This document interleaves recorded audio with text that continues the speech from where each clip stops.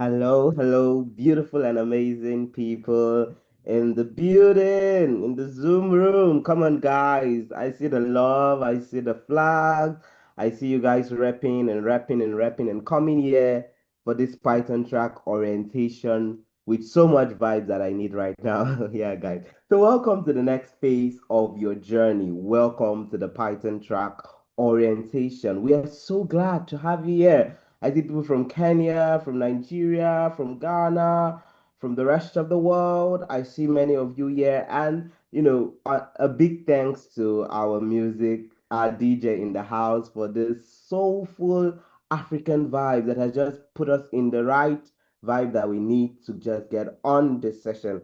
And yeah, my face doesn't look new. So, welcome, welcome, welcome. I'll be your host.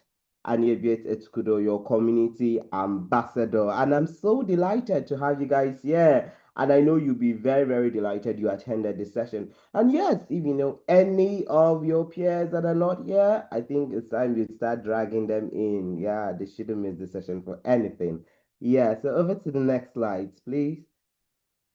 Yeah, and we have our agenda, we have our icebreaker, we have our Python track deep dive, we have our succeeding in this track, we have to the jumpstart kit where your resources to help you begin.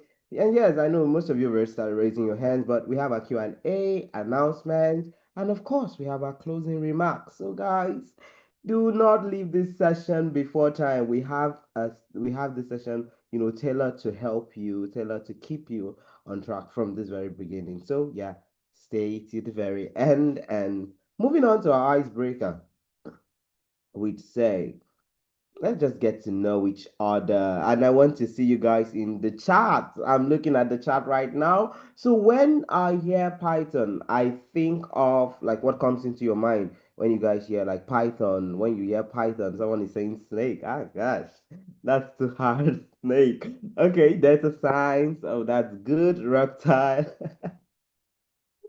Coding, right? AI. Oh, big snake, programming language, a snake, coding, programming, something challenging. Oh, that's it, Cynthia, something challenging. Ooh, automation, venomous. Oh my God, I'm sure someone who has a grasp of what Python really is laughing at all of what you guys have to say. But yeah, when you think of Python, you think venomous. That is a huge word to say. I see you guys dropping snakes in the chat section. I mean, I don't like snakes though, so nobody should chase me out of here so soon. A coding snake. Okay, that's fun. That's all good. I mean, I've come to know what you guys see Python as, but I can assure you that after this session, your view of Python will change. Maybe from a snake to a best friend. Probably from a snake to a best friend, I can assure you. So, in one word, how do you feel about learning Python? Just one word. Not, not bunch of phrases, just one word. How do you feel about learning Python? Easy, excited, curious, amazing, excited, optimistic, like it's going in the chat, ecstatic, techie, challenging, optimistic, eager, anxious, sophistication. You know what? I'd advise you just keep all these feelings, keep them closed, like you can keep them in a box so that when the time comes that it's very challenging, it's looking difficult and all of that, you could just bring them out because your curiosity will actually pave the way to more learning. I know you can be anxious, but take care of all your anxieties because they'll be treated right here in this session. So yes, that is that, and I see you guys feeling about Python, and I know you will feel better, very, very better after this session. So over to the next slide, where yeah, over to the next slide, please, where we'll be having our community programs associate walk you through the Python track enrollment for those of you that may have not enrolled already, and the HeHop Spaces walkthrough. And it's no other person than our let me not even go there, but I don't want you guys attacking her. Let's welcome Annette, the beautiful, beautiful Annette. I mean, she's already smiling. Over to you, Annette. I know, but you want people to attack me. What do you mean? You don't want them to attack me? Huh? I am just curious. Like, on the chats, as I was looking at your response to the check-in, I see people Mhm. saying when they hear Python, they think coding, and Genevieve actually thinks statistic. I only have one question for you guys. Are you African? Are you truly, truly African? You hear Python, you're thinking learning. Aish, I don't know about you. I don't know about you. You are you truly African is my question. But yeah, it's so Hmm. nice to have you here, guys, and very excited that you made it through. And Yeah. congratulations to coming to this other side of things. What I'm going to be doing in the next few minutes is walk you through the EHUB spaces. Nothing changes from what you know. It's just that we want you to know how to navigate and get access, like navigate to these spaces and know where they are located. So same old EHAB is what you're going to be utilizing for the community engagement with the Python track. Navigation is still the same, nothing has changed, only the spaces will be changing. So you can scroll down all the way to connect to your community, or you can come to the top and the the square with the 9 dots, you can just click there and navigate to your community. Now, when you get to the community, as that's loading, and also you will see some spaces you don't have access to. Don't mind those ones. I will show you exactly what you need to look at. So when you get into your space, you will see your community, our community space, that's general to all of you. But then you'll also see community spaces titled as Python 09 2025. Let me just increase that font just a tiny bit for you to see.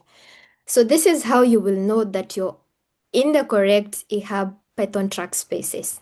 It is titled as Python 09 2025. So what this means is Python, the cohort that starts in September of 2025, which is actually this cohort that we're now orienting. There are four main spaces you need to have access to. You need to have access to the announcement space, the program hub, Ask ALX Data Programs team, and a squad space. Let me just take you guys through quickly what they all entail. Now you can navigate there are a couple ways you can navigate to the spaces. You can click on these three spaces and then see spaces, and you'll be able to see in this breakdown that you currently see on my screen. But then again, onto your left side, that's left, you can be able to still navigate to the spaces. And so what you can see is Python 09 2025 announcements. You are in the correct space when you see this. And this is where we get to put in all the announcements. And we already have one for you. So please make sure that you're coming in every single day. You're checking what's happening. Leave a reaction so that we know you're still here. Leave a comment if you think because we will be asking you questions like, do you resonate with this and things like that. So please engage with the content so that you can check in and be like, oh, learners are good to go. And then with the program hub is where you're going to get all the resources that you need. The same thing we had in the data analytics track. The program hub is where you get all the recordings, all the slides, everything you need to actually succeed in this program will be shared on this particular section. And then we also have the Ask ALX Data team, ALX Data Programs team. Now this is now where you get your questions. Now I already see these questions about issues with Athena. Someone should respond. There's no issue with Athena. Athena is indeed resting, as the jury is saying it. But I know that our team members will be coming in and just discussing why this is happening in the next few. But don't worry, this whole week has just been spared and put aside to orient you. We don't want to when you start your learning and then you're having issues with, oh, I can't access a thing, I can't access the calendar, I can't access this. So this week has purely been dedicated to onboard you. The same thing we did with the data analytics track, a week dedicated to making sure you're set up. This is the exact same thing we'll be doing in this particular week, and then you start your learning next week. But I won't give you too much. You will get more information on that one in the next few minutes. And then we have the Python track squad. You only get access to one squad group. So depending on the country that you're in, how now you could be in Nigeria. but in your profile you did not indicate the country that you're from. So what you'll see is the rest of Africa. So depending on the country that you're in, you will see a Python 09/2025, the country and a number. The number is just counting the squad that you're in. And if you don't see your country, please check your profile, because it means that your profile does not clearly reflect the country that you're in. Now, if you're not in the 8 ALX cities, you will see ALX Africa and then a number. This is the place where you come in and just engage with your peers, like, check in with them, like, how you doing? I am suffering, I am struggling, please show me. I am thriving, I am doing well. These are the tips that I have. You can follow them, right? This is the space that you dedicated purely for you to engage with your other peers. If you're not seeing these 4 main spaces, please do reach out on Freshdesk so that you can get technical support on that end. Now, with that said, I'm gonna play a recording that will show you how to enroll into the Python track, so that it's easier and you can know what to do. Oh, I'm gonna go back. Yeah, there you go. I'm just going to do an intro of the demo, and then I'll let you know when you can share your screen, and you will. All right, just a minute, please.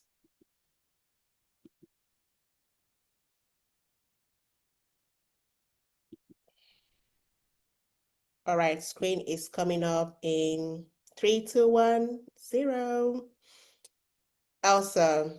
So currently, if you are a data analytics learner in ALX at the moment, this is what you're going to be seeing at the moment on your eHub, right? So this is what it looks like at the moment. You can confirm that. And if you are a data science learner, if you enrolled from the beginning of the program as a data science learner, this is also what you would be seeing on your eHub. So for data science learners, it's very easy. All you need to do is you'll see Python track, and you can just click on continue to continue to learning Python track.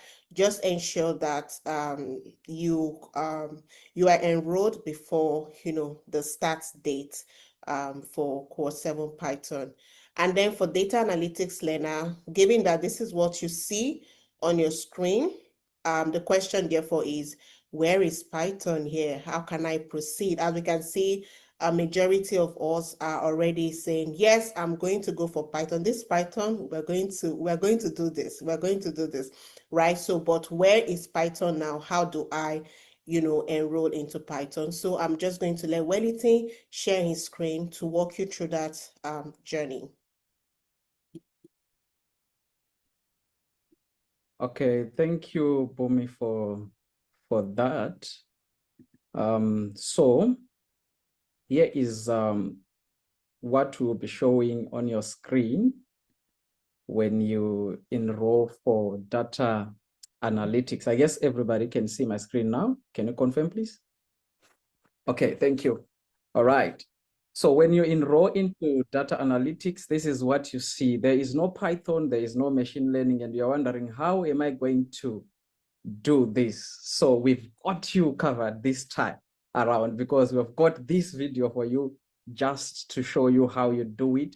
So if you have enrolled only for data analytics, here's what you do. You need to scroll up a little, and then you click on view all programs. Here you see this, you click here, and then you will be able to view all programs. And then you see this is data science. You need to enroll again into data science so that you get to do Python and machine learning. So you click on enroll, and then you click I confirm, and then it starts loading. Once it confirms, you will see this now. But you're wondering, what happens if I enroll into data science after data analytics? Am I going to repeat doing professional foundations? Am I going to repeat doing data analytics because it's there on the data science page? So what the system does is when you have already done professional foundations, it will be writing here, instead of continue to be writing completed, and then you just have to continue with Python. Then you can continue with your Python. Very easy, guys, very simple. This is what we have for you. So this is what you do. You just have to enroll into data science, and then the system automatically picks that you have already completed PF, you have already completed DA, now you are moving to Python. So this is very easy peasy, right? I think I'll stop here for now.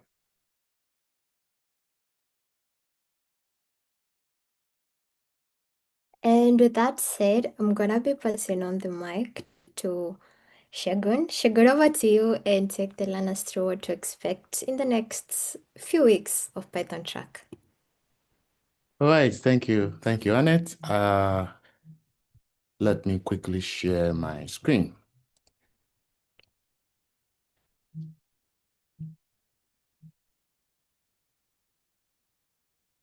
Can you guys see my screen? Yes. Good, thank you. All right, learners, how are you guys doing? Hope you're all doing great.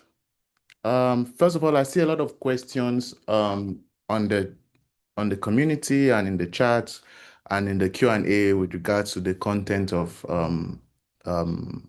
Python content. So this is orientation week. Python content will be available from Monday next week. So just use this week to relax and brush up your Python skills. As from next week, Monday, your content for the Python will be available. So you have nothing to worry about. Okay, good. So before I start, I just want to ask, how are you guys feeling about the Python track starting? You have access to the content next week. Just put quickly in the chat. How are you feeling about the content? Okay, I see nervous, curious.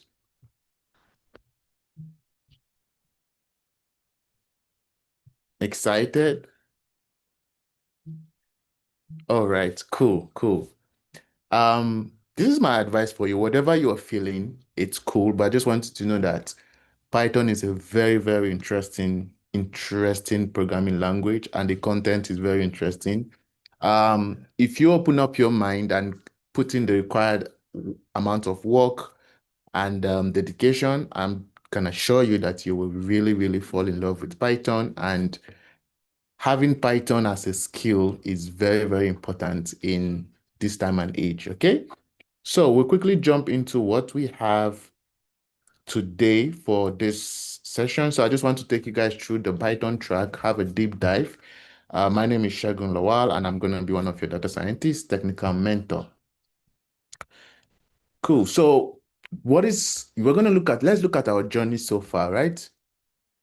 We started with the data analytics track, which we just rounded up. We had our Tambali last week, and we are now heading into the Python track, which we're going to last for 8 weeks of learning. After that, for those of you who proceed further, you will need to pass. Remember, before you get to Python quickly, you have to pass your data analysis track, right? Pass the graduation requirement, which is 75% passes, then you get to Python. And before you move from Python to machine learning, you need to pass Python track. You don't move to machine learning automatically once you complete. You have to meet the graduation requirements to move to machine learning. And when you're done with Python, you're going to go into machine learning for those of you that selected data science, or data engineering for those of you that selected data engineering. And this is where we are right now. We are at the Python side of things in our journey so far, okay?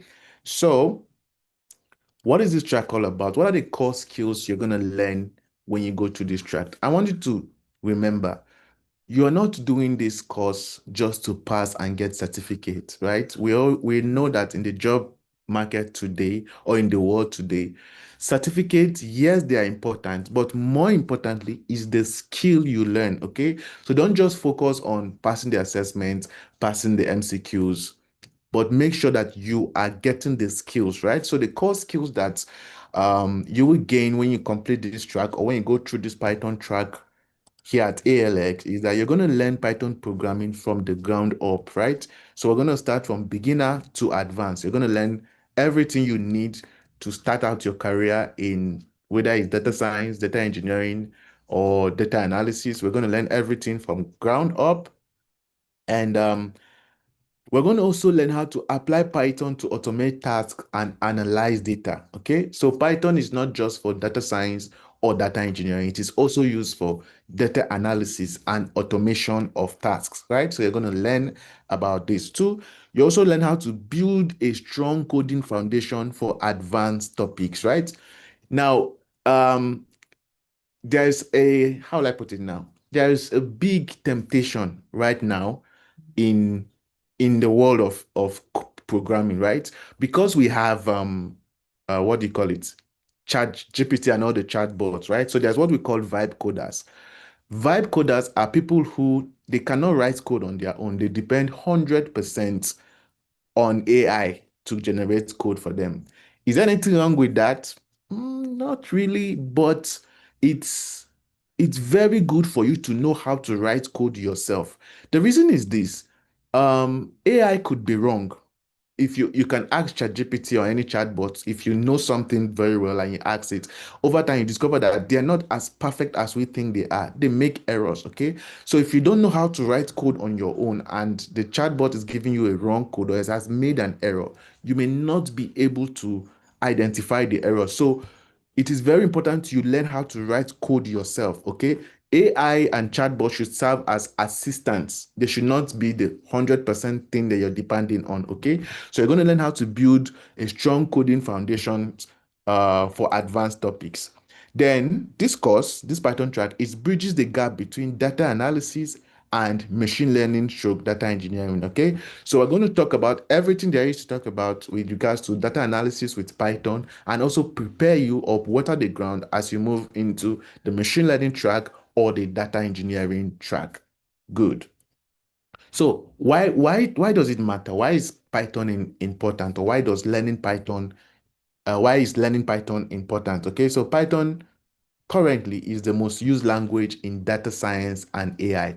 In the field of data, the number one programming language is Python. Okay. Now, the core skills for machine learning and data analysis is Python. So one of the core skills, okay, it's Python. So the core skills for machine learning and data analysis is Python. It's not all the only skill required, but it's one of the core skills required. Okay. Now, it is widely used in real world data jobs. So most times for data jobs, having Python skills is an added advantage. Having the ability or the skills to use the Python tool is always an added advantage. And finally, learning the Python, it expands your problem solving capability beyond the data analysis tools you have learned so far. So you have learned preparing data, that is Google Sheets. You've learned Power BI, you've learned SQL, right? Now, you could do analysis with all these tools, right? But you could also do analysis with Python. Now, every tool for analysis has its pros and cons, right? It has its advantages and its disadvantages. It has its capabilities and it has limitations. So learning to use Python is an extension of the other tools you have learned. So you are learning to analyze data with another tool aside from the ones you have learned in data analysis.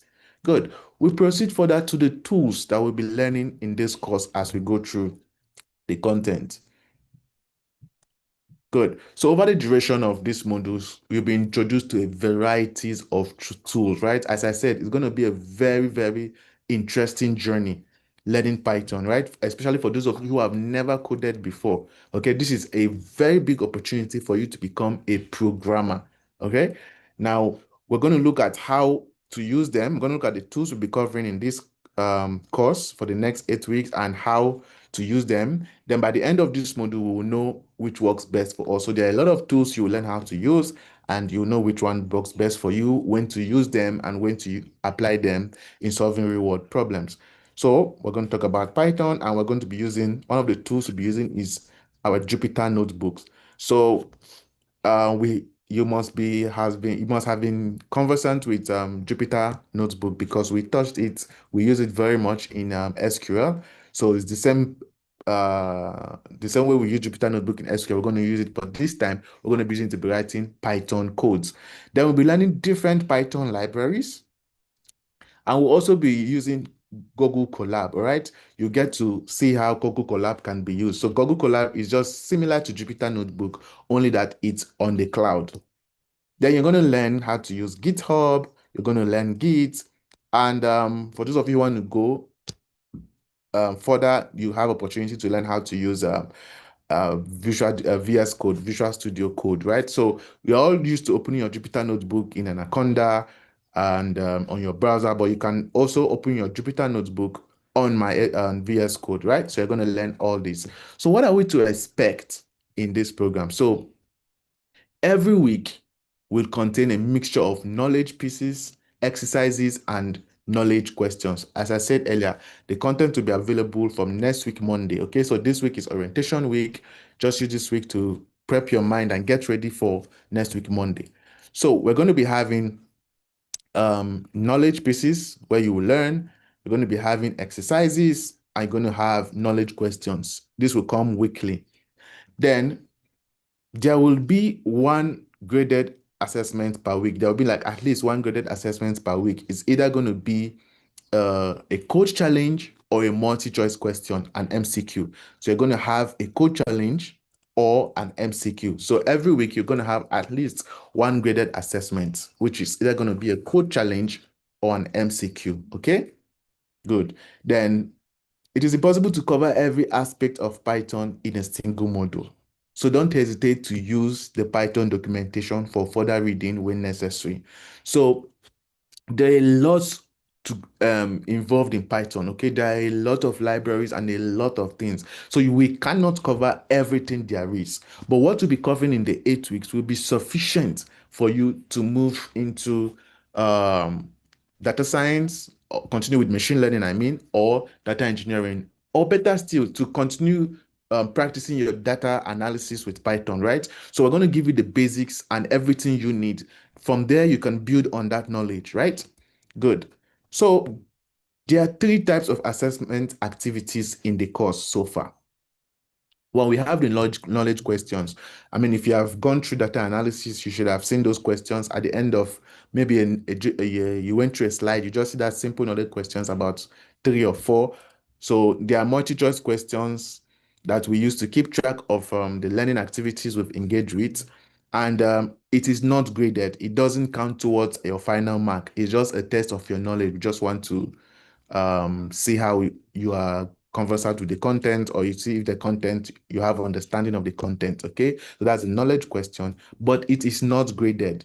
Okay, it is not graded. Good. Then we have the MCQ, the multi-choice questions. I mean, we're used to it. We have done different, we did about 13 assessments in data analysis. So all those assessments were multi-choice questions. So one, there is a summative assessment. There are tagged MCQs in the title. So this is tests, and the test is not timed, which means you have, once you start, you can go through the maybe 1 or 2 questions and exit and come back and continue. So it is not timed. Okay, so we will see the release date, due date, and whether we've attempted the test or not on our scores. I'll show you in the demo very soon. Then we have the code challenge. So these other 2, you have interacted with them in data analysis. Now this is the new one, the code challenge. Now, code challenges are a formative assessment that helps you integrate the theory and the programming skills we've learned. So you're going to do like a practical, like, you have learned the theory. You're not just asking you questions. You're going to demonstrate and work it out, right? So the code challenge is not timed too. So you don't have any time limitation. It's not timed. So we see the release date, due date, and whether we've attempted the test or not on Acting, and I'm going to show you that. So these are the 3 assessments. This first one is not graded, but these 2, the MCQ and the code challenge, are graded. Good. So let's look at the module. What are we going to be covering in the next 8 weeks, starting from next week, Monday? What are the topics we're going to be covering? So in this module, we're going to learn and practice data science concept or data analysis concept using Python. Okay. So we're going to look at Python basics. All right. We're going to look at Python basics. From Python basics, we're going to move to functions and control flow. If you remember, you did control flow in Explore 101, where you wrote your first MCQ, that's pseudo flowchart and pseudocode. Yeah, so the same concept applies here, only that we're now using Python, right? Then from function and control flow, you move to data structures. We're going to look at data structures. And don't be afraid with all these big terms, right? By the time you start going to the content, you discover that they are very learnable and you can easily understand them. Then we'll go to exploratory data analysis with Python, where we get to the advanced concept of things. Good. Benjamin is asking in the Q&A, is there exam in Python? I'll get to that very shortly. Just hang on. Good. Then, as I said, the Python sprint is 8 weeks, right? 8 weeks, 8 learning weeks, starting from next week, Monday. So the first 4 weeks, we call it the Python basics. This is where we cover the basics in Python, right? And by what I mean by basics, the introductory part of things before we get into the advanced, right? So after the first 4 weeks, we're going to move from the week 5 to week 8. We're going to move to the advanced side of things where we are applying the Python concept to solving problems. Good. Now, there are 4 weeks in the 8 weeks in the program. So this is week 1, week 2, week 3, week 4 till week 8. So for the first week, you have your data structures code challenge. When you see the color blue, is for code challenge, and the color orange is for MCQ. So week 1, you have your data structures code challenge. For week 2, you have your loops and function code challenge. For week 3, you have MCQ. So this is an MCQ. For week 4, you have a code challenge. Week 5, you have a code MCQ. Week 6, you have an MCQ. Week 7, you have a code challenge. And Benjamin, you're asking, is there exam in Python? On the final week, week 8, you have 2 Python exams. We have the theory and the practical. They are both MCQs, right?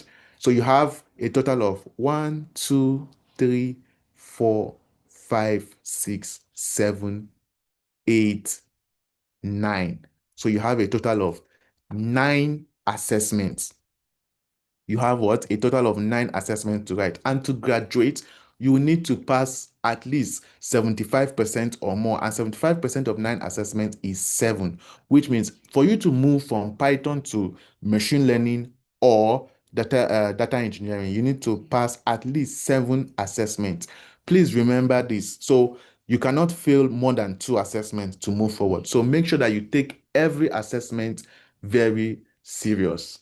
Okay, make sure you take assessment very serious. So quickly, I will go to the code challenge demo. But before I do that, remember for the MCQ, okay, for the MCQ, you have 1 attempt to score 100%. And if you don't score 100% in your first attempt, or 50, if you don't pass your first attempt, you have 3 more supplementary attempts, right?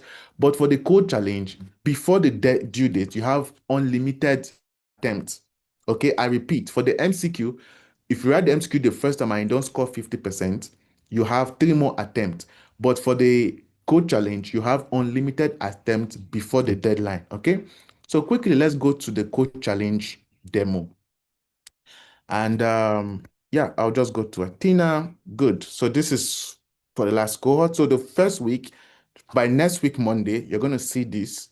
You're going to see the content. All right, yeah. Who is that person? Samuel, don't worry, you'll get it. It's gonna be fun.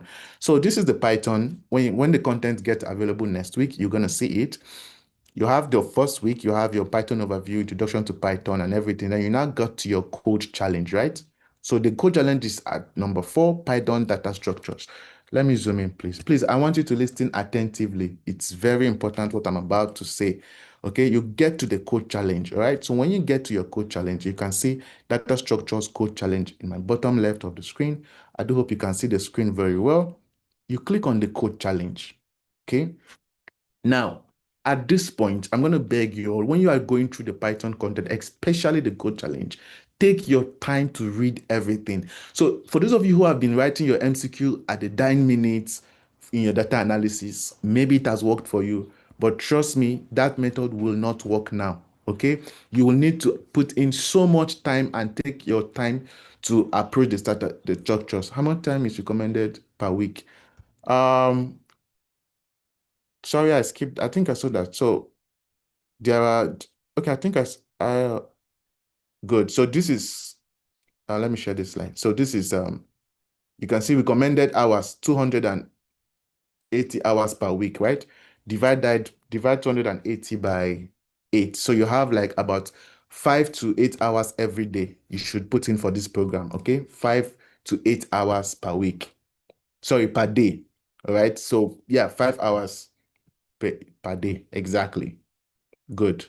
So as I was saying, do not wait until the submission day before you submit your assessment, right? You have to start as early as possible because the instructions are quite large. All right. So like you did your MCQ, some of you will wait till the deadline and all that. I'm going to tell you, it's not going to work now. In this, it's not going to work. So the due date for submission for this is Python C8, right? It's on Tuesday, okay? On Tuesday. Every Tuesday, you'll be required. So I think yes, on Tuesday. Good. So on Tuesday, midnight, I think somebody put it, is it 10? Yeah, midnight. That's when you'll be your due date. Good. So I'm going to show you a demo for this data structure code challenge. Okay. As I said, please take your time. Take your time and read the instructions clearly. All right. So I'm going to click on start. So you're going to start. You can see it says data structure code challenge.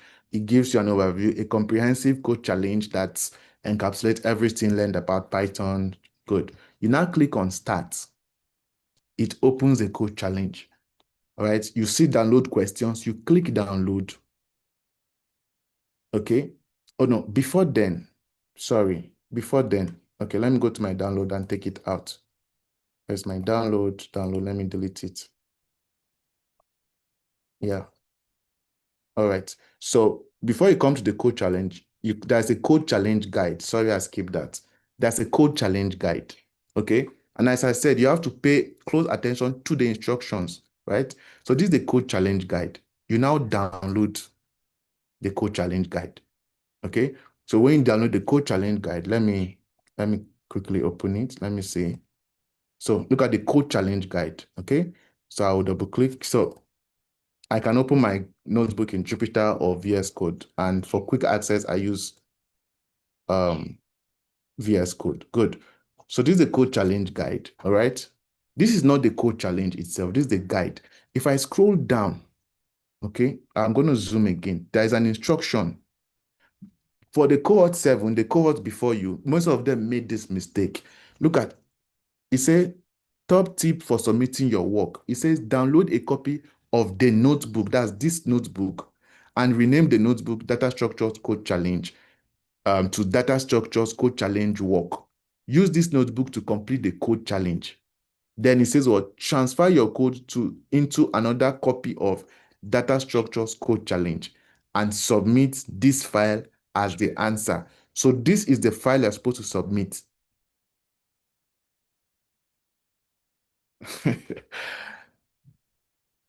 I'm laughing because somebody said in the chat, please, ALX should look into this time, are we not going to do other things? I'm not going to respond to that now. I'm just going to laugh about it. So remember, this is how you should name your notebook for submission. So this notebook is not the notebook for submission. It's the code challenge guide. You do all your work here. But the notebook you submit is the next one I will download. And you will name it what? Data Structures Code Challenge. Okay? Good. So I'm going to go back to Athena. Now I've downloaded the train. I'm going to work on the train, on the guide. Then I now come to the Data Structures Code Challenge, the notebook itself. So this is the notebook I will submit. I'm going to download this notebook, right? I will download it. Now I've downloaded this notebook. Where's my download? I'm supposed to have downloaded. Didn't I download it? Okay, download questions. Okay, good. It just downloaded. Good. So this is the code challenge guide. This is the code challenge itself. All right. So if I open the code challenge itself, you can see this is the code challenge. This is what I'm going to submit. Now, remember what this instruction says. It says what? Download a copy of the notebook, name it Data Structures Code Challenge to this. Then you work on it. then this is the notebook you're submitting. So this is the notebook you're submitting, this one. You see, the one you just see the lady in the image, right? But this is the name. This is the name of the notebook, GCC. But what did the instruction says? Look at this instruction. It says what? You rename it. So I'm going to copy this name. I'm trying to copy. Okay, I'm going to copy this name.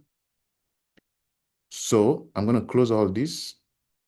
Let me close all this.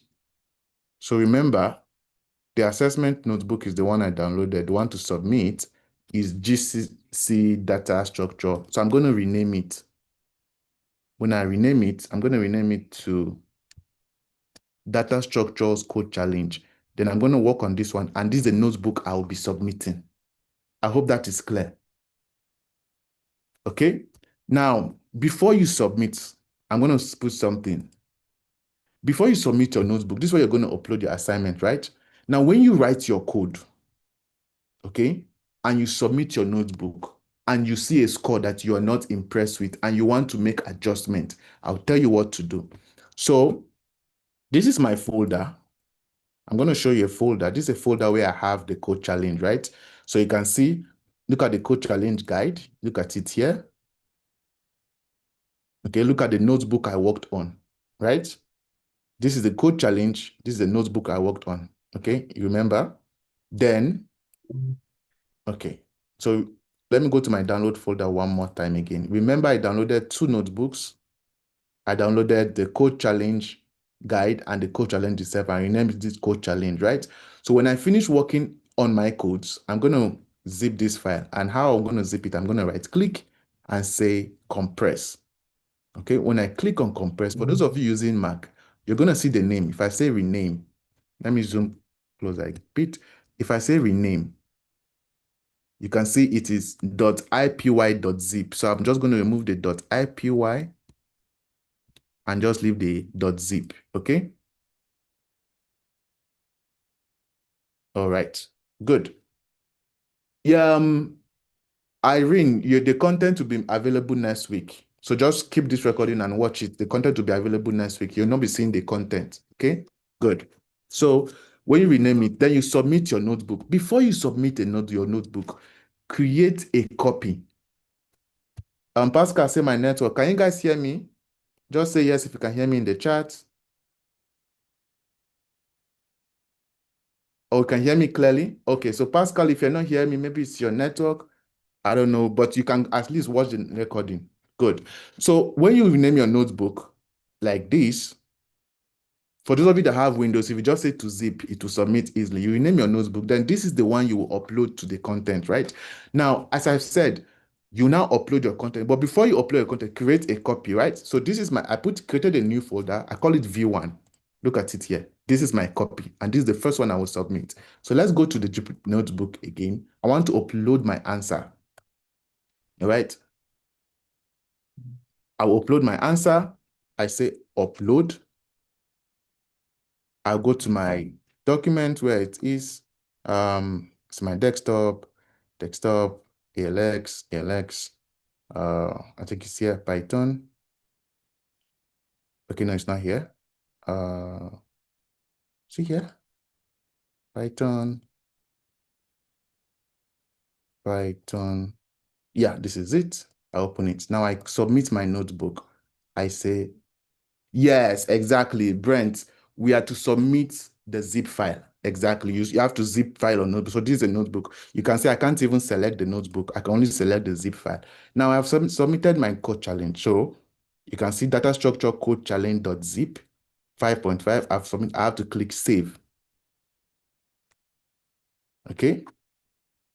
Yeah, that's how the autograder. We are using zip because the autograder wants to just take it as zip. So I've submitted my code challenge and I'll check my report card. You can see I scored 70%. So the report card would explain to me where I got right and where I got it wrong. You can see pass. You can see failed. Okay? So it means that this V1, I got 70%. Now remember, you have unlimited attempt to submit, okay? So I'm not satisfied with this 70% score, all right? So look at it, I put it, I want to get more. I feel like I can do better. Now, I go back to my folder where I have my notebook. Remember, it was this one I submitted, V1. Now, I want to improve the score. Before you make any changes to your notebook, create another copy. So I created my V2 because if you don't create another copy, if I go and edit this one, I work on it and edit it, and I want to get a higher score. Now, let me submit another one. I'm going to submit V2. Okay, I'm going back to my Jupyter notebook. I say, no, I want to submit again. You can see I can still submit it because I have unlimited attempts to submit. Okay, I say submit. I say upload answer. I say upload. V1 didn't give me the good score I wanted. Let me go back. V1. How do I go back? Where is it?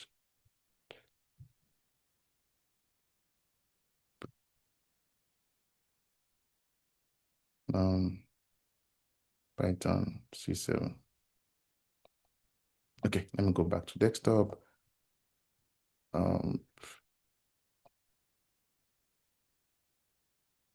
Where is it? Oh, not this one. Sorry, please. Python. Okay, good. So this is it. Good. I go to V2. I select the next one. I submit. I save. It gets to 98%. Successfully saved. Good. Now I've submitted C2. What did I score in the first one I submitted? Anybody in the chat? What score did you see in the first one I submitted? 70. Good. Now I've submitted this notebook. And now say what? Report card. I check my report card. And I'm seeing 40%. Now, at this point, some of you will come to us and say, oh, I scored 40%, but in my first one, I had 70. I need back my 70%. At that point, there's nothing we can do. You're going to be stuck with your 40%. Now, because I created a copy of my own, I was like, oh, okay, I had a copy. Let me go back to my previous copy. So what I'm going to do is I'm going to go back to so you see 40% because it keeps your latest score. So when you get your notebook and you submit and you see a good score, before you make any adjustments, create another copy. Just in case you don't get what you want, you revert back to your previous copy. So because I know I had a copy before that had 70, I will quickly go back to that copy. I said upload, answer again. I say select. I move back to my answer, PV1, and I say select, and I submit my notebook. And you can see, I check my report card, I've got back my 70. Okay? Now, let's say it's not a due date. I kept working on it. And if I take you back to my folder, okay, I kept working on this assessment. I'm like, I think I can do better. So I created another copy, V3. I worked on it again and I said, okay, fine. Let me try and see if I can, improve my score. Remember, I still have V1 that gave me 70, V2 that gave me 40. Let me try this one and see. I have made some changes. I went and studied hard again and I said, okay, let me try V3. So I say, let me start again. Let me start again. And let me upload my answer. And let me go back. Where's the notebook? Desktop document, Python. And let me go to Python. Good. Data structures. I go to V3 and I say, let me submit. And I submit. It's loading. I say save. It loads 98%. Good. And I check my report card. And good. I score 100. Okay. I got 100. So that is why we say you are not limited. So I've done how many submissions now? 3. I can still submit again. And if I make mistake and submit the wrong notebook, no, not download question. If I make mistake and say I submitted the wrong notebook, let me see. Start. Where is this thing not going? and I make mistake again, you know, I scored 100. Let me show you my report card. You can see my report card 100. If I make mistake and submit the wrong notebook again, you know, I'm just playing around, and, you know, for any reason, I decided to, you know, submit another notebook. Let me choose V2, the one I scored, Python V2.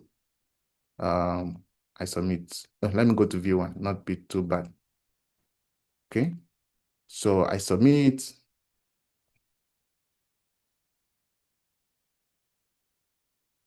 You can see I'm back to 70, and my score is back to 70. So be very conscious of the notebook you are submitting.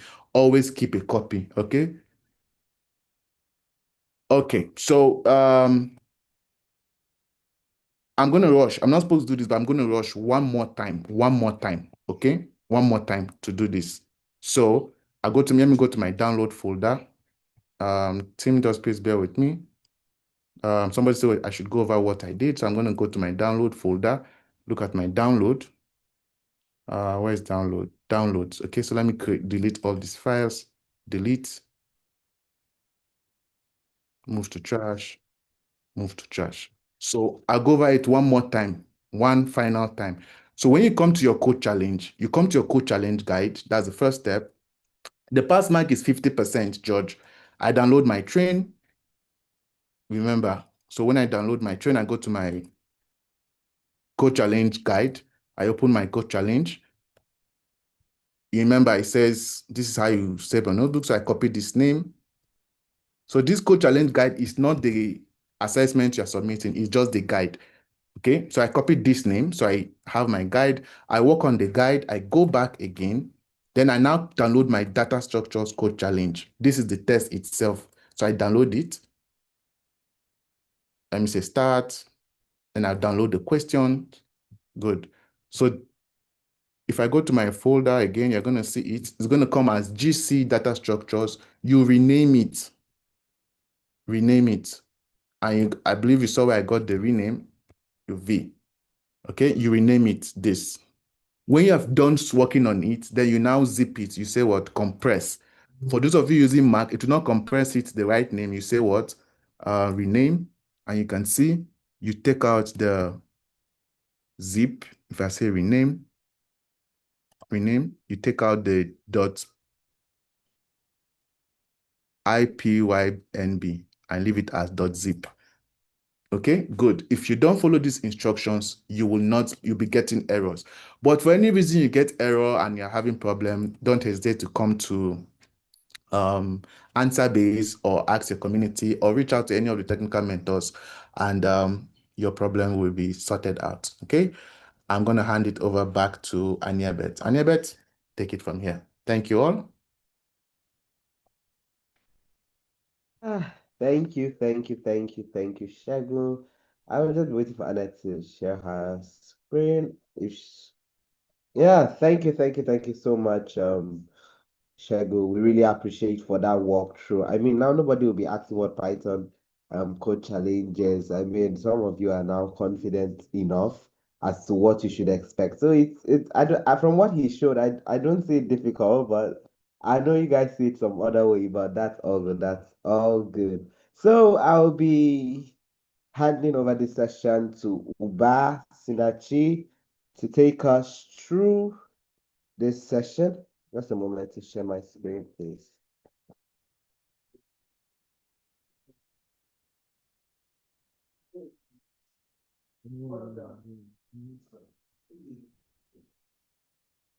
Okay. Okay, guys. Okay, so yeah. So this is a session where you guys are going to be getting it from no other person than our program ops associates succeeding in the Python track. I mean, many of you are just, jumping up here, excited, full of energy, full of vibe, but I'm sure Uber will really tell us what you should be expecting with all those adrenaline rush and all of that coming down your spines at the moment, how you should succeed in this Python track. So over to you, Uber. as you take us through this session. All right, thank you. Anibet, please confirm you can hear me. Yeah, I can hear you. All right, cool. If you don't mind, let me share from my end. Sure, right.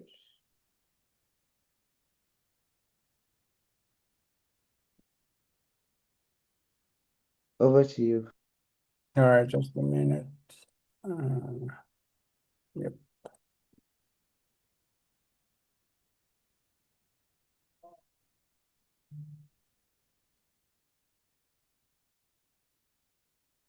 Oops.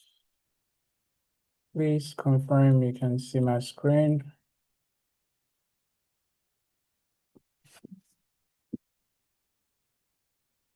Yes, Anibet. it's green. All right, cool. Hi again, everyone. Hi, good day to you wherever you're joining from. And thank you, Shegun, for that deep dive into the Python track. So while Shegun has, done justice to intimating you with what everything you need to know about the Python track and what you'll be engaging with on the LMS Athena, I'm just here to add to that by giving you some tips and tricks on what you can do to help you succeed in this track. Some of them Shegun already touched on, but yeah, I'll just dive right into it. Um, so yeah, when you see this, is this called a GIF, or a GIF? I don't know, whatever it's called, but when you see this, what comes to mind? Quick one. You can use the charts. What comes to mind? Kenya, Kenya comes to mind. All right, that's interesting. I don't disagree with you at all, because almost every year here in Nigeria, whenever we have marathons, it's always someone from Kenya or one of those East African countries that win it. So yeah, I can totally relate. But yeah, marathon, marathon victory, Tinubu comes to mind. Uh, I'm not sure how that is, but okay, we'll take the uh, fish line. Yeah, absolutely. Murife. Okay, so yeah, uh, if you said marathon, then yeah, your mind is working like mine. So Python is basically a marathon, right? It's just like running a marathon. And as it's typical of a marathon, you don't start at full speed. Yeah, when you watch all them marathon runners, they never start at full speed, and that's because you're gonna tire out very quickly if you do that, right? So the idea is you start you start at a manageable speed and then build momentum as the marathon goes on, right? You start at a steady pace, and then you build momentum, and then towards the end you pick up. So that's basically how Python is. We expect that you start with a steady pace, and then as you get into it, you build your rhythm, and then focus on putting one foot in front of the other, one step at a time. That's typically how the Python track is going to be, and what our expectations of you are. And this is how you can begin to win that race from the very beginning, right? So again, keep it in mind, Python is just like a marathon race. You're going to have to start steady, build your rhythm or momentum, and then try to, put one foot in front of the other, one step at a time. Cool. So yeah, over the next 8 weeks of learning, right? Like we've been reiterating, this week is just orientation. You're going to have your learning week start from next week. And so over the 8 weeks of learning, your goal isn't to be the fastest really. Rather, it's to keep moving forward, to stay consistent. Remember, steady pace, right? Keep moving forward, stay consistent on that steady pace, build your reading momentum, and then get to that finish line and cross it with energy.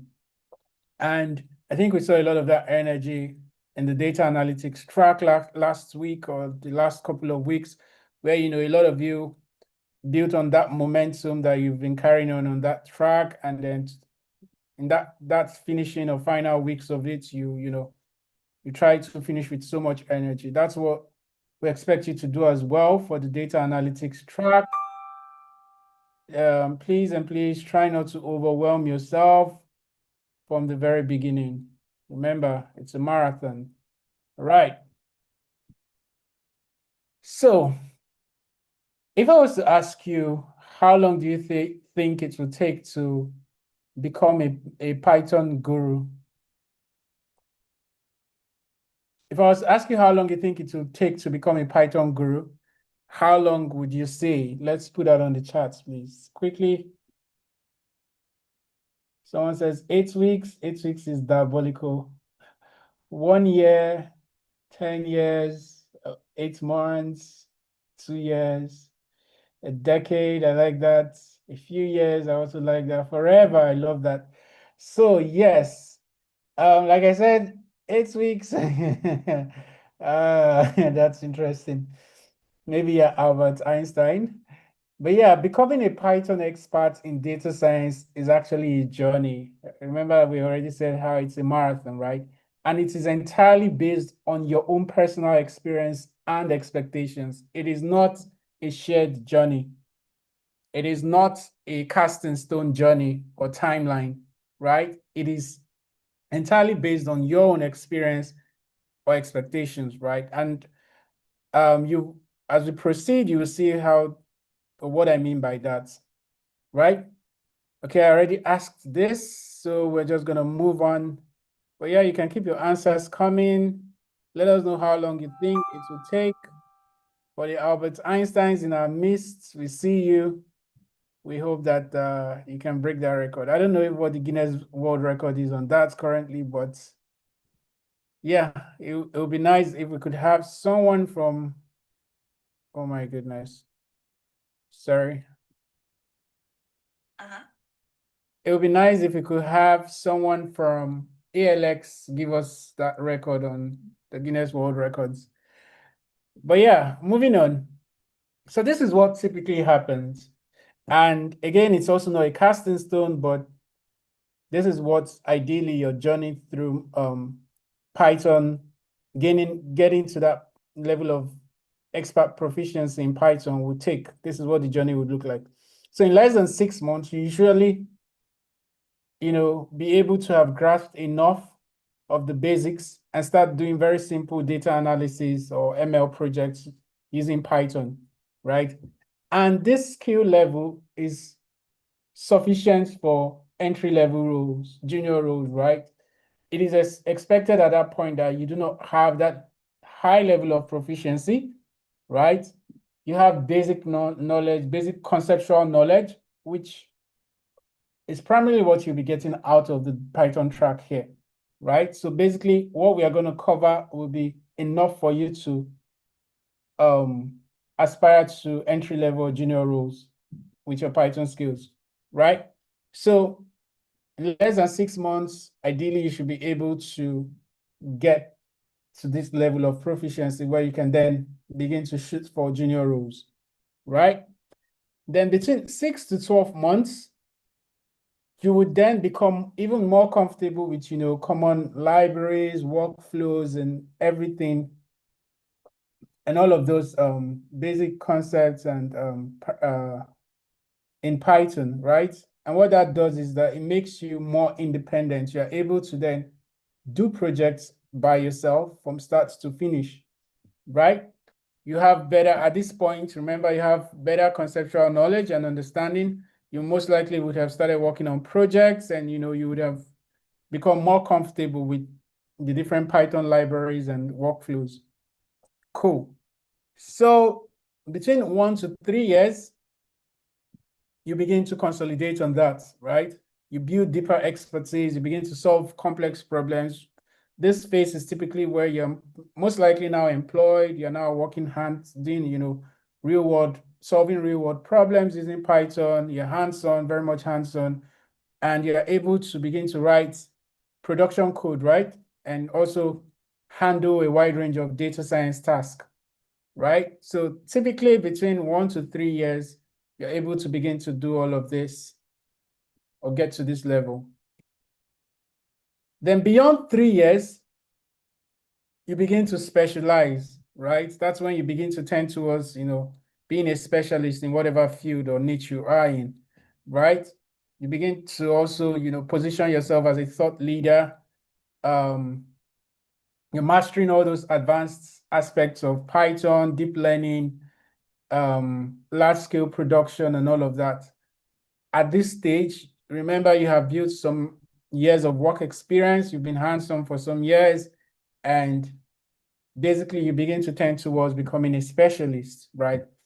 So to answer that question, to get to expert level, it will take you beyond 3 years.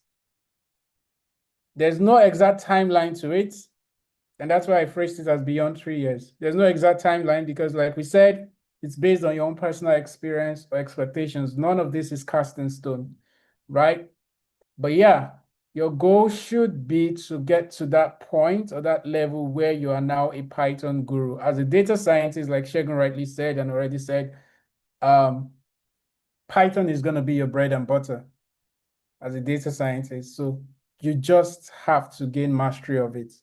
All right, moving forward.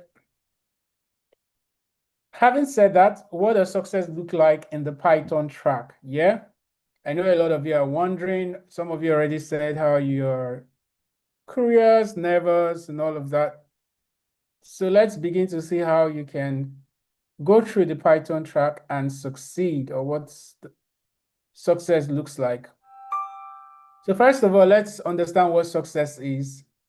Success is learning and grasping basic Python concepts, building a strong foundation for easier problem solving much later. Remember the timeline we walked through a couple of minutes ago, right? So success for you in this track is primarily learning and grasping the basic Python concepts.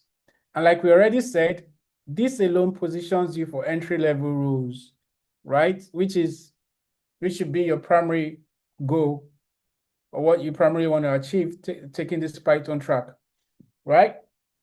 So success at the end of the Python track, and take this to the bank, and at the end of the track, ask yourself this question: have you learned enough and grasped enough of the basic Python concepts? If your answer to that question, and of course, builds a strong foundation in Python compared to where you were before the program started or track started, if your answer to the question is yes, then you can beat your chest and say you were successful in this track. Having said that, what success is not in the Python track? Success is definitely not becoming a Python guru in 8 weeks. So for that person who said they can become a Python guru in 8 weeks, for us, we don't define that as success. While we are not going to say it's not achievable, right? Because the human mind is beyond anything you can think of, right? While we're not going to say it's not achievable, for us, that is not what we consider success, right? Or the other one of, comparing your skills to global experts.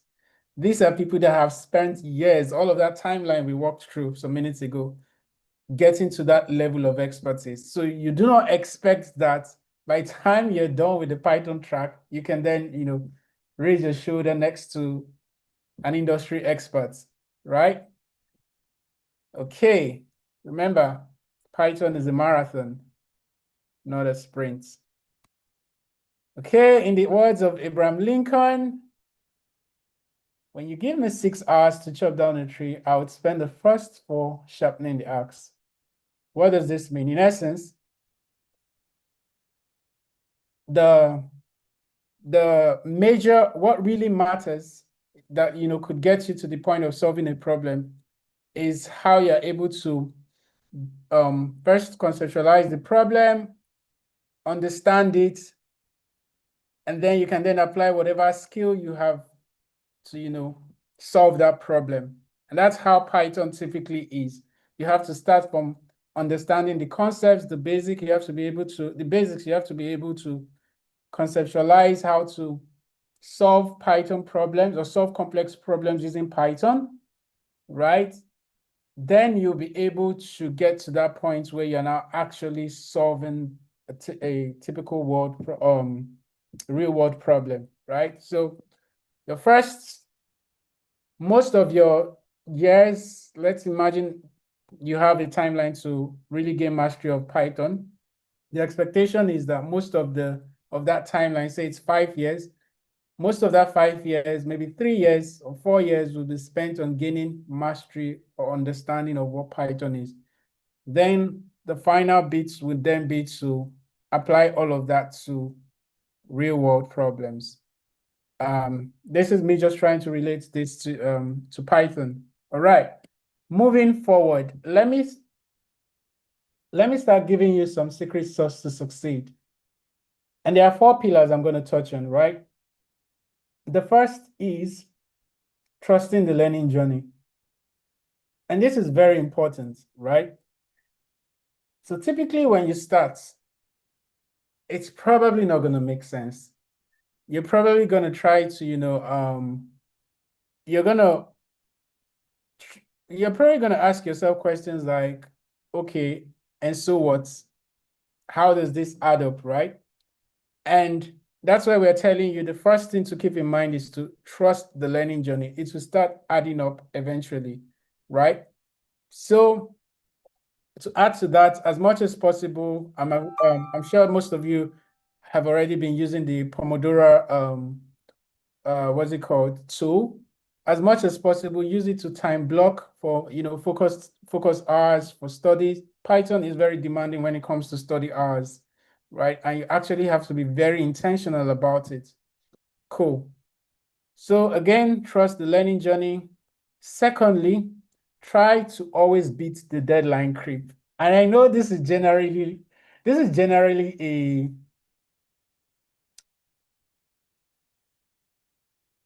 will I say student problem or learner problem, right? Where I was a student at some point, and I'm not gonna deny it. I also faced this challenge, right? Submitting deadline day, right? So what we're encouraging you here, one secret sauce to succeed here is, so as much as possible, be intentional about beating that deadline creep, right? Aim for your own personal deadline, right? You don't have to go with, while the program's deadline is there for everybody, right? You don't necessarily have to wait till the program deadline to have your own deadline. As much as possible, we encourage you to aim for your own personal deadline, preferably 48 hours before the official program deadline, right? And what this does is that it gives you a buffer period, right? So Shegun walked you through some of the Shegun walks you through how to submit your code challenge and all of that. And the truth is, in the course of the Python program, you will come across some of these challenges, some of these problems that we probably haven't even touched on, right? And so what that means is you need that buffer time to be able to solve the problem and make that your submission ahead of the deadline, right? And that's why we would always encourage you, beat the deadline creep, have your own personal deadline. It could be 3 days before the program deadline, whatever works for you. It could be 1 day as well, but preferably 48 hours, right? And also Shegun touched on, sometimes you may want to improve your code or your model, and okay, model will be in machine learning, but basically you may want to do improvements to your submissions, and you need that time, that buffer period to be able to do that. All right. So make it a challenge for yourself today to set your own personal deadline for all of your submissions. All right. Then the next is to make webinars count. So our technical mentors do a very great job of putting together not just webinars that where you come to learn concepts, but also webinars that translate into projects for you, projects that you can showcase at the end of your program. So for maybe, I mean, as a data scientist, when interviewing, best believe that you're going to walk your interviewer through a project you worked on. And that's where the benefit of this portfolio projects that, you know, the technical mentors walk you through during webinars comes in. So you want to make that count, right? Don't attend webinars just with the mindset of, oh, it's a graduation requirement, so I must attend. And then you maybe log in and go away and do whatever. We understand some of you are working. We understand, you know, there are other competing priorities, but as much as possible, try to time block webinar hours because you're going to be gaining a lot, not just understanding of concepts, but also practical projects that you could put in your portfolios. All right. Then lastly, do not learn alone. So, I mean, you're way into the ALX community. I don't need to remind you again that ALX is all about community, but I'll just say it again, right? We're all about community here, and that is because we know it's a tested and proven fact that learning is easier when done in a community or with a community, right? And that's why we go all the way out to, you know, provide you with a community that could help you learn, right? So we are basically telling you that one secret sauce to succeed is that you got to leverage these communities that exist, right? Or we even have a data to, you know, buttress this point. It's 85% of learners who reach out for help early completes the program. You definitely want to be amongst that 85%. You know, we have a lot of support platforms. We have eHub spaces where you can reach out to either the program team or your peers in the different countries spaces you're in. We have Zendesk for any issues you may be facing regards to access or what have you. Freshdesk rather, it's now Freshdesk. You have the technical mentors here on AnswerBase for technical support, whatever challenges you're having with your submissions, codes, anything that has to do with your learning content or technical knowledge or questions. AnswerBase is there for you. The TMs are also on eHub, right, where you can reach out to them and they will also attend to you. Then you have your volunteer mentors who you'll be getting into very soon. They would also be there to, you know, provide support to you, seeing how they have gone through the program and have some knowledge to share with you that could help you. So we have all of these different support channels, even more than I've covered right now. What we want you to do is to leverage all of these support systems to help you succeed. Like we said, 85% of learners who do this tend to complete the program. And I believe that everyone who is on this call right now definitely wants to, you know, complete the program. All right, that said, I'm just going to leave you this book recommendation whenever you get the time to. Atomic Habits by Atomic Habits, for those who haven't read it, by James Clear. And yeah, in your free time, try to read the book, right? Like he says, you don't rise to the level of your goals. You fall to the level of your systems. That said, let me introduce you to the next phase of what I'll be walking you through, which is building systems to succeed. So I'll start by telling you why systems are having systems or building systems, why it is way more important than just, you know, having goals. So goals are, first of all, very typical, very straightforward destination where you're headed, right? Say you set a goal, you could set a goal of completing the Python track, right? That's your goal, right? But this is where systems come in. Systems are the processes, those repeatable steps that will help you get to that goal. So it's one thing to set a goal, it's another thing to move from point A to the point of that goal, right? And that's where systems come in place, right? Systems, again, the repeatable steps that you take to get you to that your goal, that's your destination. And this is why it matters more. a strong system makes success inevitable. Even when, I mean, you would typically have those low motivation days, right? Where you struggle to even push yourself to do anything about the course or the program, right? But when you have a strong system in place, it helps you it helps keep you in check, right? It helps you bounce back or come out of that low motivation days, right? And I'll give you an example of a system right now. Like I already said, the goal is to finish all Python modules in 8 weeks, within your 8 weeks of learning, right? So a typical system you want to build for this to help you achieve this goal would be, first, to block out daily coding hours, right? It could be 30 minutes to 1 hour, right? You want to have a fixed daily time block for coding.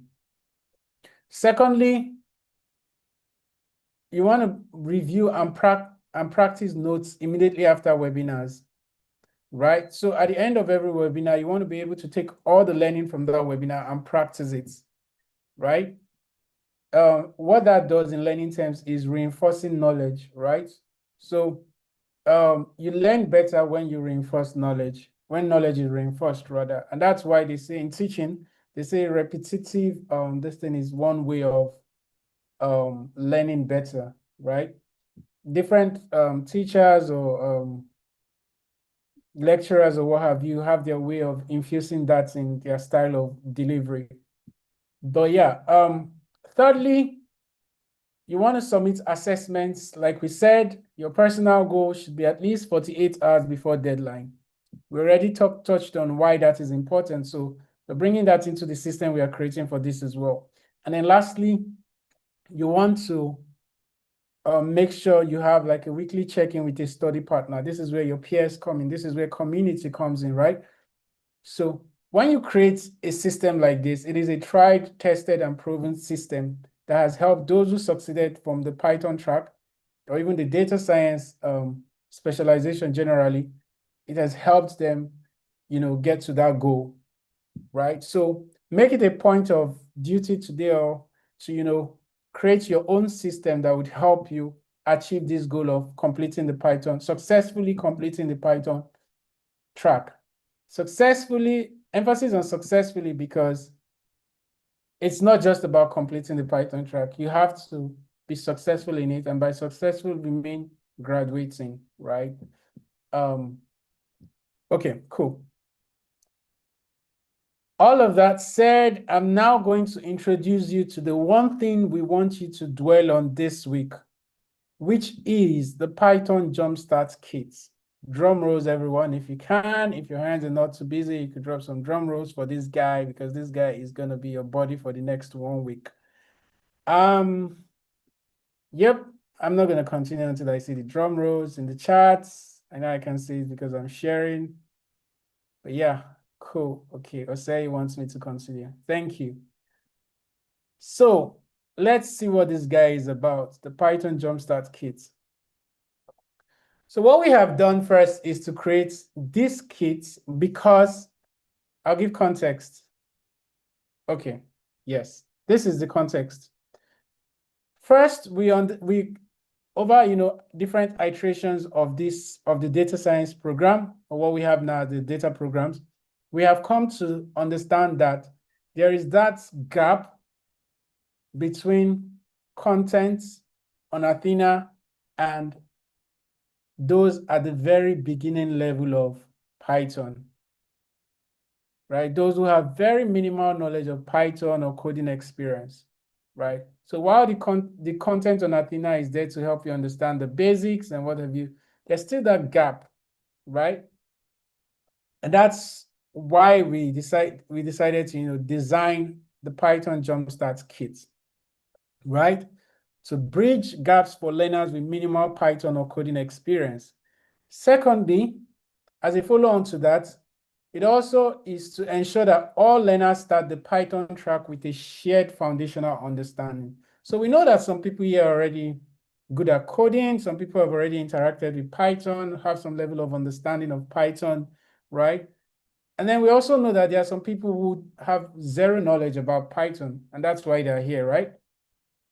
So we want to be able to put everybody at some equal level in terms of foundational knowledge or understanding. And that's why this Jumpstart Kit comes in, right? Cool. Then thirdly, to help improve your confidence, we understand that when you start learning or interact with the content on Athena, it may be too cumbersome or overwhelming because you are entirely unfamiliar with Python, right? And so what this is going to do is to help begin to build your confidence even before you begin to interact with the content on Athena, right? So yeah, it's there to also help improve your confidence level and engagement from the very start of the Python track. Cool. Now let's see how it helps you. First, it introduces you to core Python concepts in a very simplistic and beginner-friendly way, right? And then secondly, it helps you to begin to practice with examples and exercises before you even get to start interacting with those more advanced ones you meet on Athena, right? And then thirdly, it helps build familiarity with Python syntax, which you're going to be, I think that's the first thing you're going to ask a lot of questions around. The different syntax you're gonna interact with, how it makes sense, where it's needed, which one is needed, and all of that. So yeah, you begin to get more familiar with all of this Python syntax, the different tools that Shego already walked you through, and basically basic coding workflows, right? So you begin to do all of this before you even get on Athena, right? Now, the next question would be, where can you find this guy? So we have dropped the link here, and I'll just ask Aniebet to share this link. Aniebet, please copy and drop this link on the Zoom chat. So this link would typically take you here. Let's go there.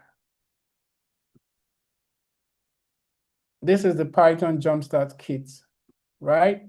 And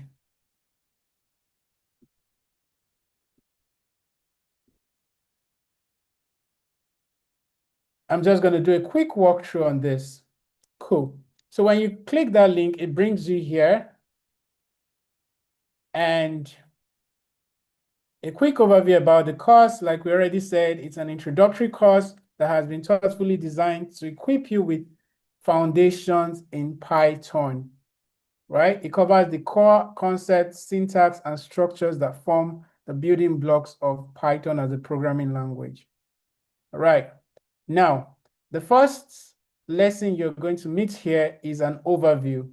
Basically, it gives you an overview of Python, getting started with Python, what to expect in the rest of the the kits, right?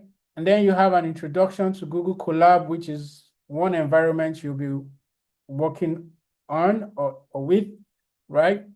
Google Colab is there as a substitute to Jupyter Notebook, right? As a coding environment. And you also have introduction to Python, Python comments. Then you have Python variables part 1, Python variables part 2. You have Python data types. You have control structures parts 1 and 2. You have Python functions. You have common Python errors and fixes. And then how to debug in Python. And lastly, how to write clean codes, clean and acceptable PEP. Is it PEP 8 standard codes? Yeah. So quick one. For this introduction to Google Colab,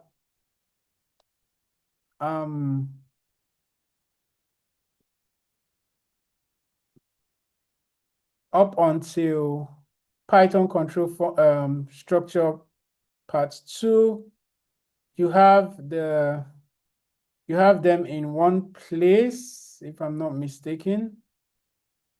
Buhari, please correct me if I'm wrong. You have them in one notebook, and then for the others, you have separate notebooks for them. But basically, you have yes, this is the notebook for it, and You can always use that notebook for all of the other lessons. While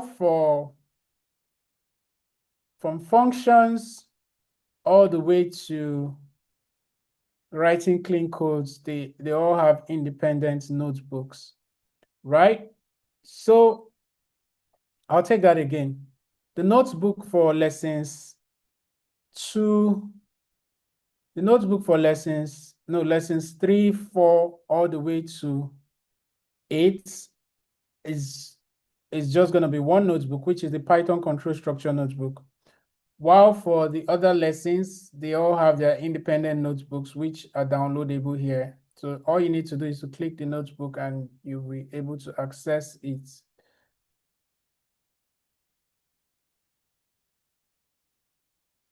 Yeah, cool. Then, very importantly, at the end of some of these lessons, you're going to have short quizzes. They are not graded quizzes, that they do not count towards your graduation. That's what I mean by that. But it's important you take these quizzes to test your knowledge of these things that you'll be learning from all of these videos. So as much as possible, use the link to come here, visit this, and interact with it. That's what we expect you to do throughout this week. And that's why we have intentionally not pushed your learning content yet on Athena. Well, next week, you're going to have your learning content on Athena. All right. So again, as much as possible, we encourage you to take those quizzes. Then we also have a glossary tab here, right? That basically defines different parameters and functions or different things that you'll be interacting with in the course of all of those lessons so that you are not lost. So you also use the glossary tab. All right, that is that on the Python Jumpstart Kit. I'll continue to reiterate this. It's very super useful.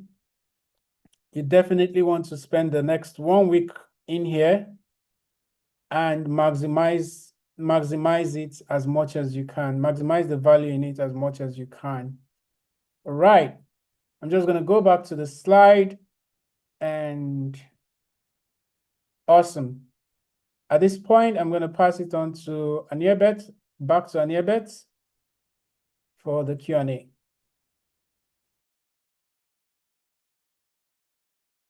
Okay, thank you so much, Uba. Really appreciate you on that. I mean, just like Uba has said, pace yourself. Don't rush into it. Most of you are excited, but it's not a sprint. Remember, it's a marathon. So build up momentum at this beginning. So you would be able to pace through the whole content itself. And so yeah, get busy with the Jumpstart kits. It's very essential, it's very important that you get busy, get your hands busy, get your hands dirty with them. So guys, this is the moment where you ask all your questions and yeah, we will provide answers as much as we can. So um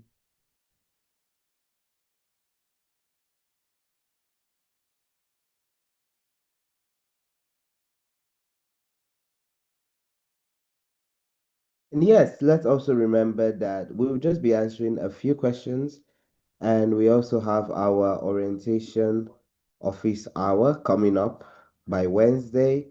So if you have a truckload of answers, yes, bring it to that session. But we'll just be going through most of the questions that we see here on the Q&A section. We see most of them have already been answered. Special thanks to our technical mentors and our community team on this call. Okay. So somebody's asking, do we get legacy points for validating code challenges? I, do we get legacy point for validating code challenges? So I think Shagu was on that piece. Okay, yeah. Okay, Buhari. Okay, Buhari then. Please do well to answer that. All right. Sorry, I clicked that. However, there is a little issue with integrated legacy point with Athena. So for the meantime now, all your activities on Athena are not linked to legacy point, but we hope in the near future that will be available. Hey, so that's been settled. Guys, do not bother too much about the legacy point because they will soon be sorted out. They will soon be cleared out. So I see here I don't have access to Python EOP spaces. Is this unique to me or something being worked on? I see Audrey Omoro asking that question. So I think I would advise you, Audrey, to submit a ticket with FreshDex. So it's a program related issue, so they will take it up from there. So Audrey, do well to submit a ticket on FreshDex. Yeah.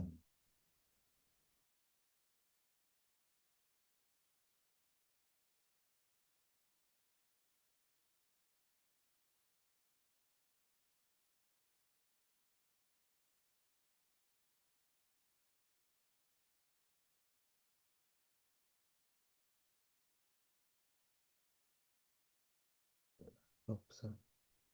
Yeah. So the next question I see here is they kindly wish to inquire whether those of us who withdrawn from the data science program due to a technical error, but later completed the course and successfully graduated, will be reinstated in the eHop system. Uba, would you like to take on this question? Sorry, can you go over it again? Okay, the anonymous is inquiring whether those who were withdrawn from the data science program due to technical error, but later completed the course and successfully graduated, whether they will be reinstated in the eHub system. Okay. So that problem has been solved.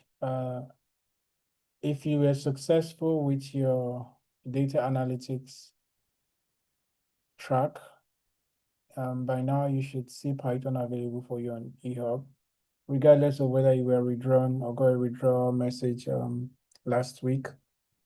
So there was a technical glitch like we explained, and some of you who ideally have completed the program or successfully completed it, got withdrawal or messages, notification letting you know that you have been withdrawn. We have taken care of that. So disregard any previous withdrawn notification you got.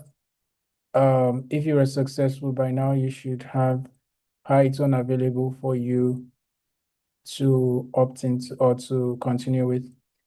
I think a walkthrough was already done for the data analytics learners who want to opt in for Python. You would have to do that to be able to see Python on your eHub dash. So yeah, successfully graduated persons have access to it now, regardless of whatever message you got last week.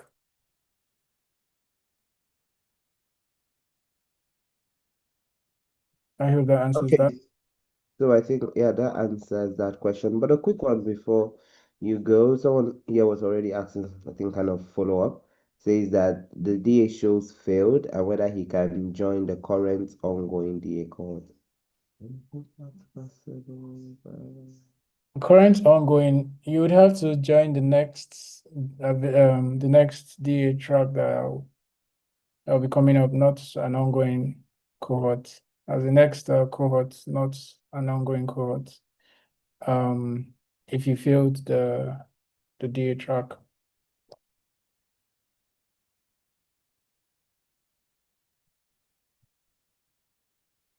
Okay, thank you for that. I see someone asking that she came in late and wanted to get how submission of assessments is done. So please watch out for our program hub after this session. recording, and even the YouTube would be dropped on the program hub. So do well to catch up on that, and you can watch it over and over again. Yes. So and Anonymous is asking if you can check out transcript for the DA to see how we did. We can what? If they can check out transcript for the DA to see how they did. Yeah, transcript is upon request. Yes, if you request for a transcript, we will issue you a transcript. So our certificates will be issued to everyone who successfully completed the track. Transcripts will be per request. Okay. Okay. So I have another question here. Still think I'll be bringing you over on this. So Anonymous is asking, what happens if Python is still unavailable for me and DA still shows failed? Do I reapply to another cohort now? And when is it happening? So if as of now, so let me bring some clarification. On your eHub, you may be seeing two instances of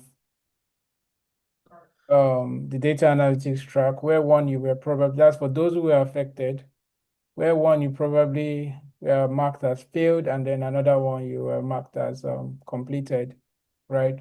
Ignore the failed. If again, like I said, if you have been successful, then you would have Python available to you by now, right? For you to continue with. However, if you do not have that, then chances are you failed, or you were unable to successfully complete the program as of when it ended. So yes, you can always join the next available cohort. Yeah. Okay. Thank you, Uba, for all those questions. And we'll be moving on to the next session, please. If you still have questions that look like they've not been answered, please, we have our orientation office hour coming up on Wednesday by 3 p.m. EAT. And please do well to come with all your questions, every question that you may have, and we will respond to it as promptly as ever and guide you through whatever still looks confusing to you. Yep.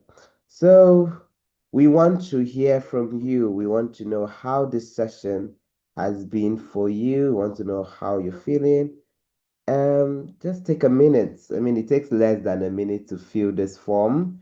You can scan, and I'll be dropping it also in the chat. Do well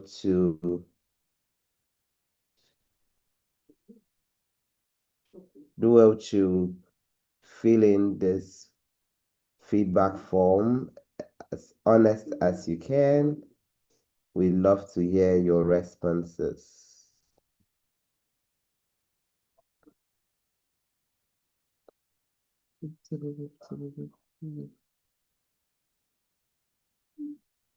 Yeah, please do well to fill in the form. The link to the form is on the chat. Let us know how this session has been for you, even as we have a bit.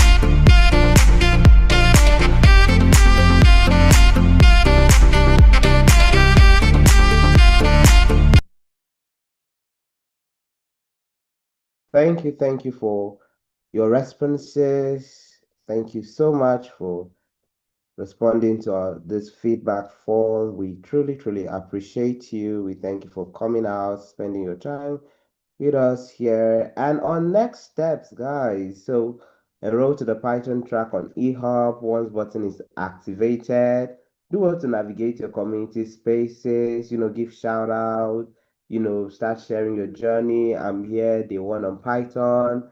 And yes, we have our office hours coming up on Wednesday at 12 p.m. GMT, 1 p.m. West African time, 2 p.m. Central African time, and 3 p.m. East African time. Yes, and our support channels, we have our community spaces, which is is a day-to-day communication with our peers when program team for quick program update.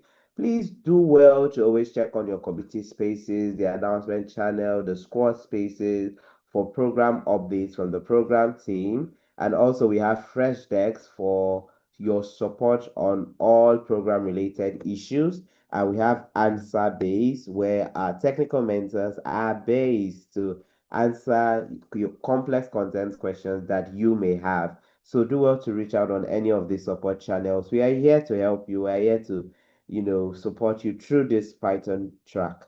Yeah. So we want to say a very, very big thank you and a big congratulations to you all that was able to make it out to this session. Like, you brought in the energy. I know most of you got excited, but now put that excitement to, put that excitement, the curiosity, and everything into your Python Jumpstart kit. And yes, see you again. See you next in our orientation office hour. And to crown it up for this session, let's just have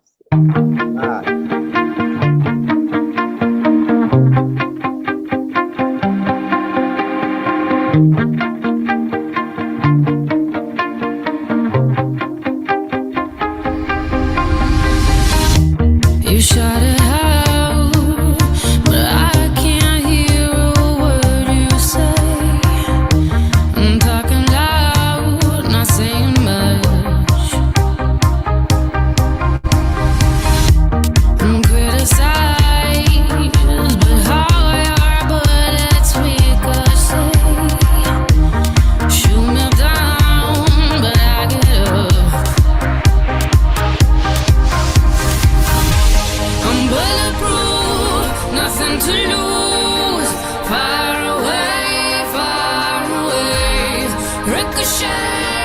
You take your aim. Far away.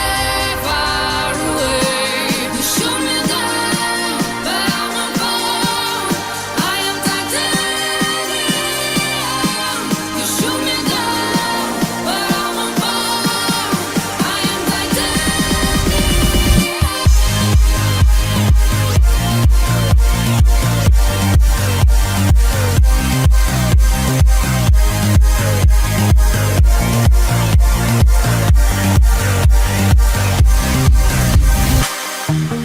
Cut me down, but it's you who have further to fall.